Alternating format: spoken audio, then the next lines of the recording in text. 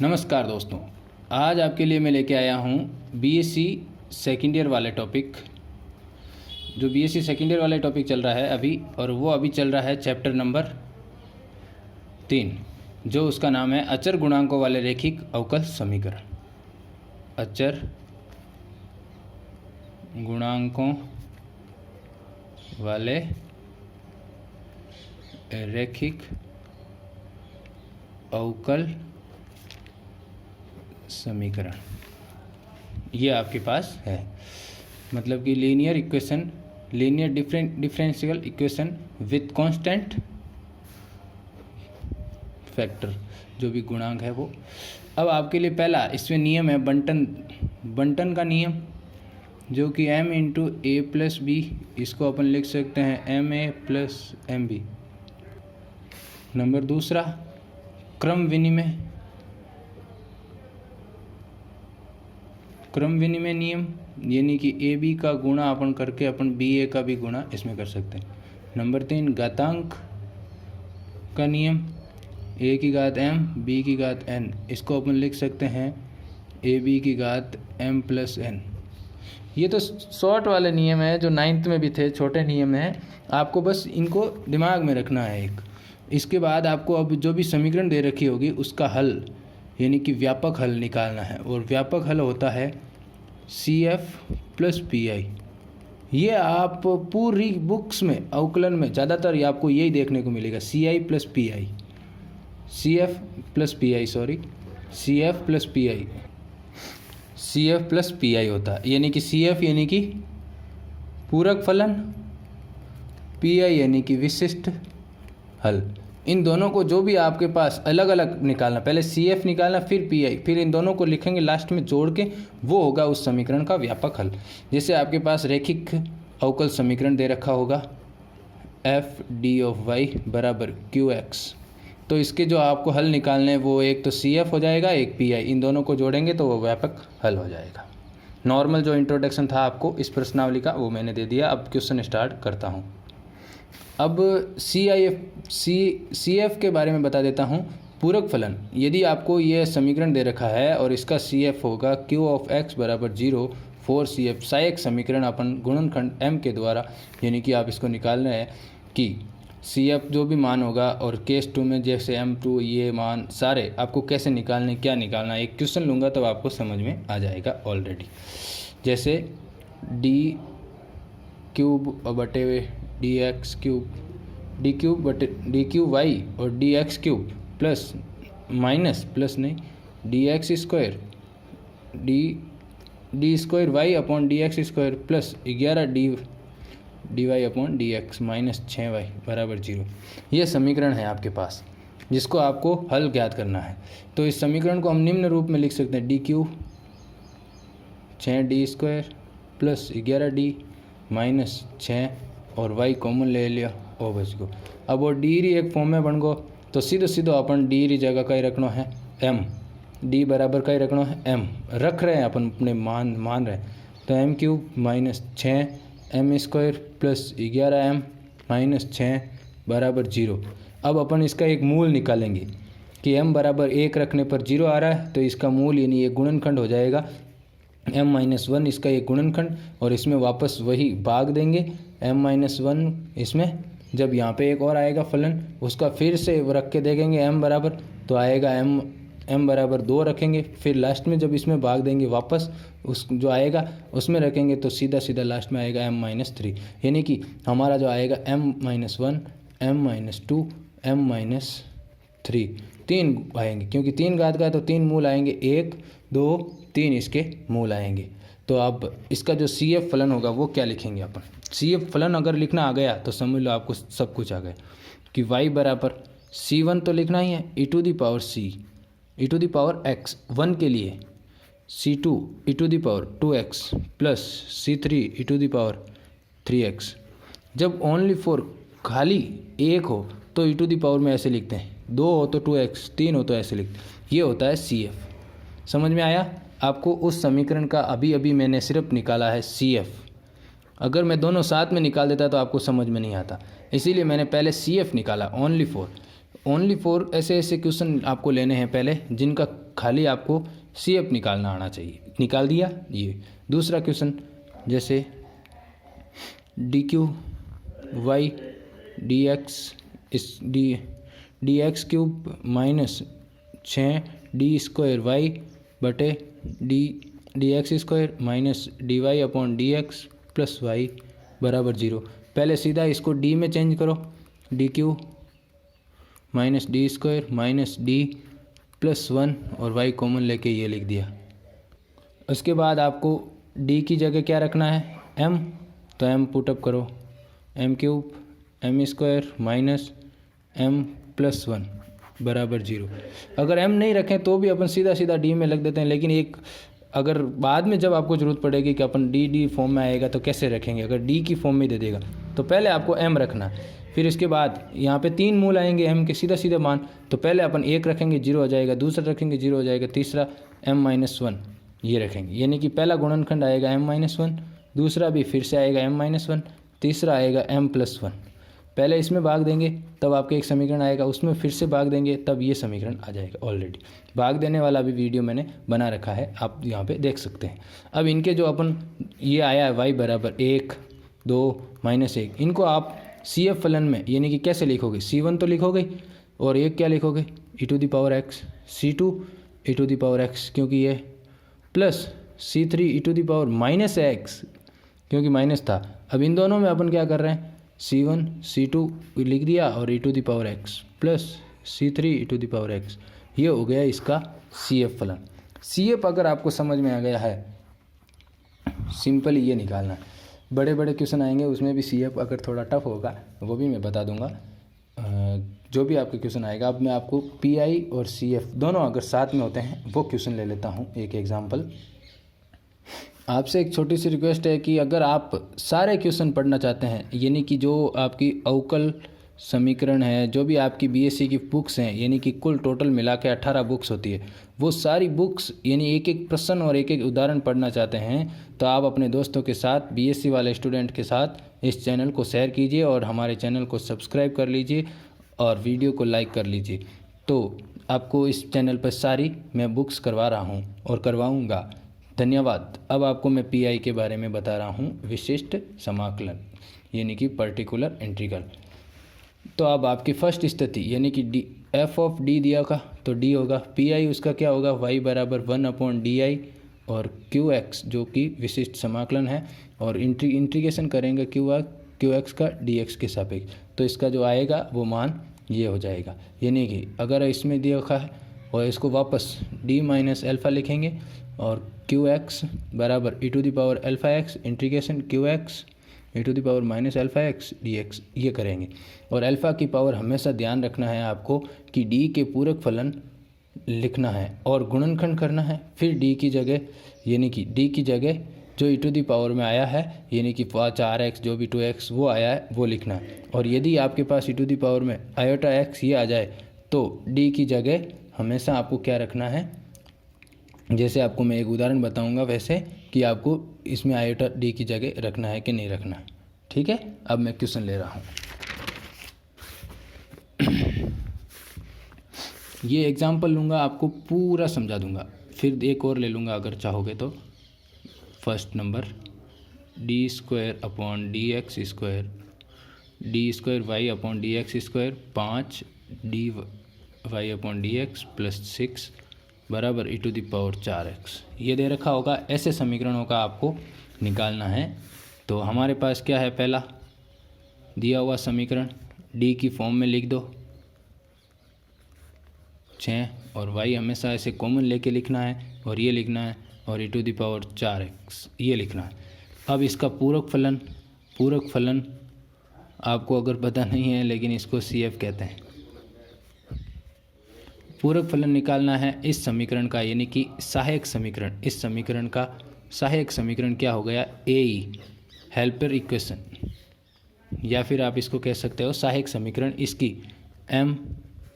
5m + 6 बराबर 0। इसकी सहायक समीकरण ये हो गई। सहायक समीकरण होते ही हमें पता है कि लास्ट का जो गुणा करने पर ये आना चाहिए और जो बीच में है वो जोड़ने पर आना चाहिए।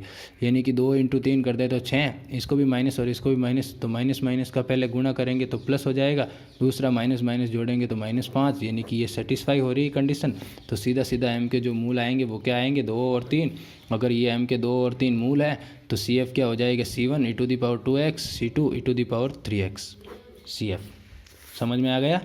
अब दूसरा CF तो अलग पार्ट्स यानी कि फर्स्ट पार्ट में है, सेकंड पार्ट्स में अपने को निकालना है PI निकालने के लिए अपने पास सीधा सीधा क्या है, 1 जो इक्वेशन थी वो D में रखनी है, प्लस यहाँ पे जो अपने पास e⁻ में जो मैंने पहले ही बताया था वो फंक्शन आएगा Q ऑफ, इधर वाला जो QX है वो पूरा पूरा यहाँ पे रखना है, रख दिया। सीधा सीधा इसका जो अपने पास गुणनखंड आया वो नीचे गुणनखंड रखना है, D-2 D-3, क्योंकि प्लस की फॉर्म में था तो अपन इसको ऐसे रखेंगे ना, तभी तो यहाँ पे m बराबर 2 प्लस में आएगा।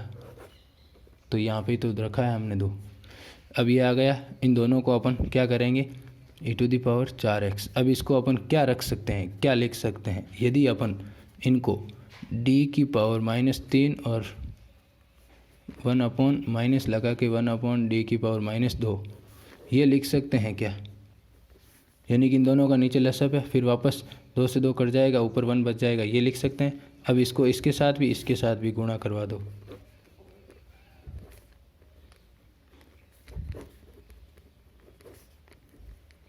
अब क्या करना है, अब यहाँ पे मैंने अभी बताया था सूत्र हमेशा याद रखना, क्या, 1/d-α वो होता है QX बराबर e⁻∝x integration QX e⁻∝x dx, ये होता है सूत्र। अब इसको अपन अपने हिसाब से कैसे सेट करेंगे, अतः हमारा क्या हो जाएगा, e⁻3x e⁻4x, वो तो आया था अल्फा QX, यानी अगर ये वाला हमारा फलन है तो इसका हल ये होगा, अल्फा ये आ गया e⁻4x और -3x dx, ये तो इसके वाला आया ओनली फॉर इसका लिखा। अब इसका लिखेंगे 3 के लिए, तो -e⁻2x इंटीग्रेशन e⁻4x, वो तो ये वाला QX है, और -2x dx। अब अपने को इसका इंटीग्रेशन करना है, सीधा सीधा इनका गुणा करना है, ये करना और सॉल्व करना है। जब आप इसको सॉल्व करोगे तो आ जाएगा e⁻4x माइनस e⁻4x/2, ये आ जाएगा। इसका अलग करो, इसका हल, जब इसमें से ये लेस करोगे तो 1/2 e⁻4x बचेगा, जो आया है PI। क्या आया, PI। यानी कि समीकरण का जो टोटल हल होगा वो क्या होगा, y बराबर C1 2x plus C2 e⁻3x plus 1/2 e⁻4x। जो हमारी इक्वेशन थी उसका पूरा हल ये हो गया, ये है आंसर। आपको ये निकालना है क्वेश्चन में। अब 1-2 क्वेश्चन और ले रहा हूँ। अगला क्वेश्चन आपके लिए प्रश्न number 6, d² y/dx² minus 3d/dx plus 2y बराबर e⁻5x हो जाएगा। ये आराम से क्वेश्चन हो जाएगा, इसमें कोई दिक्कत नहीं है। पहले आपको दिया हुआ समीकरण को अपन क्या लिखेंगे, d की फॉर्म में, d² minus 3d plus 2y बराबर e⁻5x। पूरक फलन निकालने के लिए यानी कि CF निकालने के लिए इस समीकरण की जो हमारे पास है AE समीकरण, यानी कि इसका सहायक समीकरण क्या हो जाएगा, m² माइनस 3m प्लस 2 बराबर 0। गुणा करने पर ये, जोड़ने पर ये, यानी कि वो दो संख्याएं ऐसे हैं, इनको गुणा कर दें तो ये आ जाएगा, माइनस माइनस रख दें तो ये आ जाएगा। यानी कि हमारे पास इक्वेशन क्या आ गई, m-1 और m-2, यानी कि इसके मूल हो जाएंगे 2 और 1, ये हो गए इसके मूल। अब अपन को इसको सीधा सीधा CF निकालना है। CF क्या होता है, C1 e⁻x 1 है तो C2 e⁻2x CF हो गया। दूसरा PI निकालना है, वापस PI के लिए क्या आता है, 1/d² माइनस 3d प्लस 2, इधर आ जाएगा e⁻5x। इसका नीचे जो हमारे जो गुणनखंड आया वो रख दो। समझ में तो आ रहा है भाई, ये रख दिया। अब इसको सॉल्व करना है कि क्या आएगा, इसको अलग रखना है, इसको अलग रखना है, सीधा सीधा 1/d² minus 2 minus 1/d² minus 1, अलग अलग e⁻5x इसके साथ भी गुणा, इसके साथ भी गुणा, अलग अलग इंटीग्रेशन।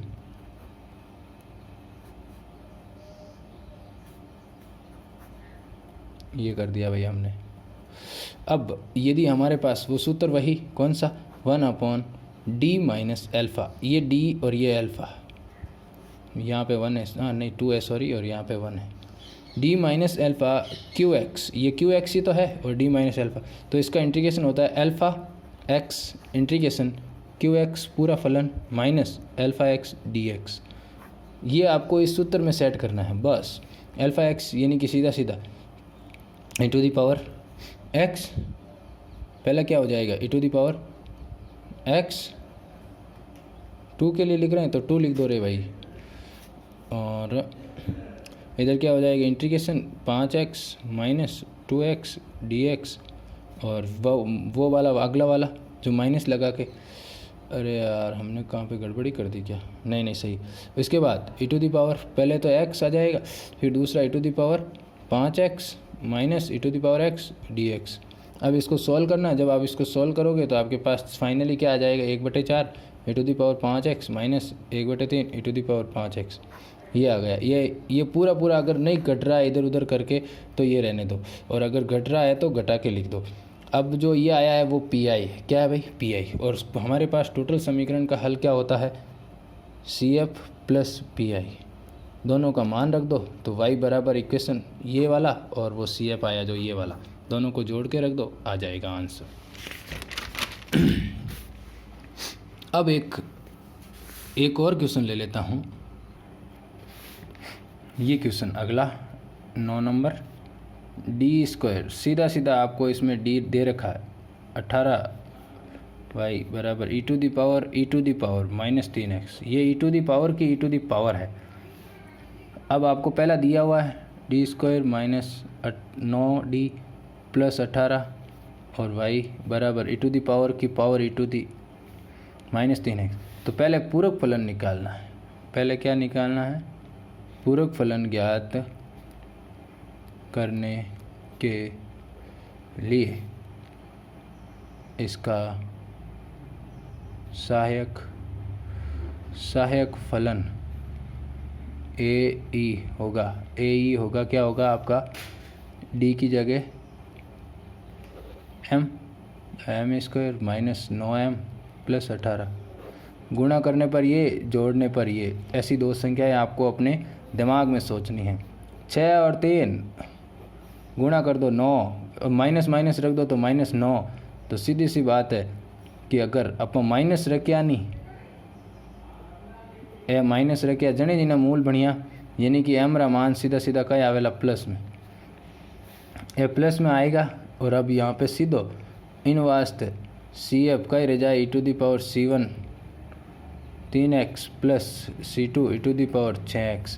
वो तो आपने ध्यान पड़ गो रही कि सी एफ तो की तो आसान है, एक तो समझ में आएगा रही, पचे है पुनः निकाल रहे हैं अपन पी आई पर्टिकुलर इंटीग्रल, यानी कि सीधा सीधा मैं अब है दिन नहीं लिखूँ, वही लिखूला सीधा इन अवकलन, सीधा है दोनों फंक्शन जो मैंने गुणनखंड करिया वो सीधा, एक गुणनखंड बाहर ले लो, दूजोड़ा नट रख दो, दूजोड़ा ने अबार इन हंड हालन दो।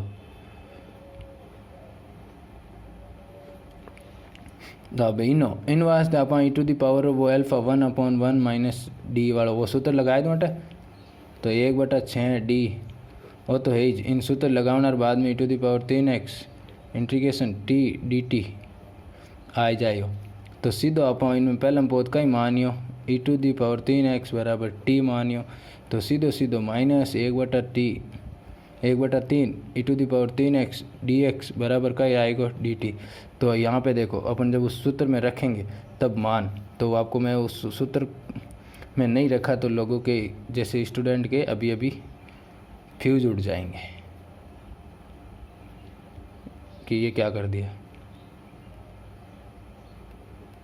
e टू दी पावर ये इसकी जगह तो t रख दिया, फिर इसकी बराबर 1 में नहीं आया तो यहाँ पे मैं 1 लिख देता हूँ, पहले आगे वो तो आ गया, फिर इसकी जगह t dt की, इसकी जगह dx, और ये रखने के बाद ये प्राप्त हो गया, यानी 1/3 1/d minus 6 e to the power 3x e to the power -3। अब अपन ये तो आ गया, अब अपन 6d के लिए रख रहे हैं, और e to the power 3x ये तो वैसे ऑलरेडी पड़ा रहेगा, वही के वही आपको रखना है किसमें, e to the power 3x बराबर t। तो क्या आ जाएगा 1/3 e to the power 3x dx बराबर dt, वही रखना है। फिर रखोगे तो 1/3 और 1/3 माइनस माइनस तो माइनस हो जाएगा, ये माइनस था ना, और फिर इसे और माइनस आएगा तो वो प्लस हो जाएगा, और फिर वापस 1/3 का माइनस आएगा तो वो माइनस हो जाएगा, यानी कि e to the power 6 plus e to the power t dt। t का मान रखना है बस, और कुछ नहीं करना। 1/9 e to the power 6x minus e to the power -3x, बस ये आपका आया pi। अगर ये pi और वो cf, तो इन दोनों का जो इक्वेशन है वो इसकी जो नॉर्मली आपने जो लिखा था उसको जोड़ के अपन लिखें तो इस समीकरण का पूरा टोटल आ जाएगा CF प्लस PI, यानी कि CF हमारा था e to the power 3x plus C2 e to the power 2x plus, sorry plus नहीं माइनस है, क्योंकि प्लस तो लिखते हैं लेकिन माइनस आया हुआ तो minus 6x e to the power 3x। ये हो गया है उस समीकरण का हल y बराबर। धन्यवाद दोस्तों, मिलते हैं एक नए वीडियो के बाद, तब तक के लिए जय हिंद। हमारे चैनल को सब्सक्राइब कर लीजिए। Thank you.